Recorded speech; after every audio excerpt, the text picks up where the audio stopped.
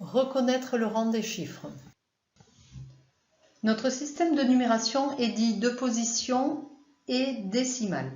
De position signifie que les nombres que nous utilisons sont formés des 10 chiffres qui n'ont pas la même valeur selon la position qu'ils ont dans leur nombre et en particulier autour de la virgule. Donc par exemple ici 8 est le chiffre des unités,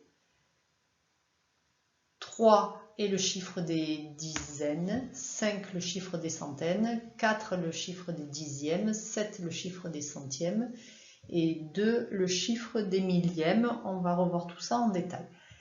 L'aspect décimal de la numération signifie que 10 unités d'un certain rang sont égales à une unité du rang supérieur. Donc par exemple, une dizaine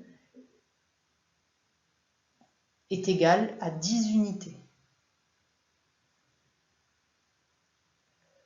Une unité est égale à 10 dixièmes, etc.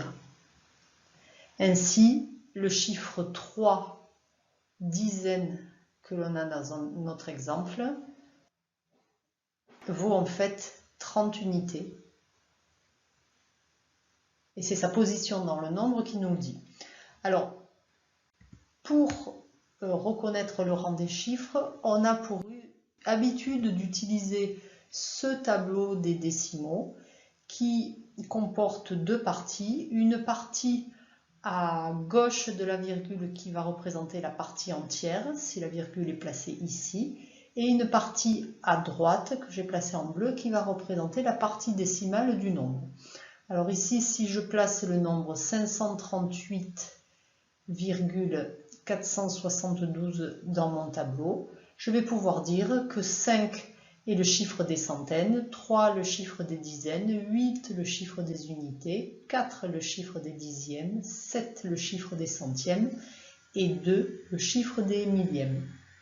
Et on voit que 5 ici, qui est un chiffre plus petit que 8, a en fait une valeur plus grande que 8 parce qu'il est placé à la position des centaines et que donc ce 5 signifie 500 unités, alors que 8 signifie 8 unités.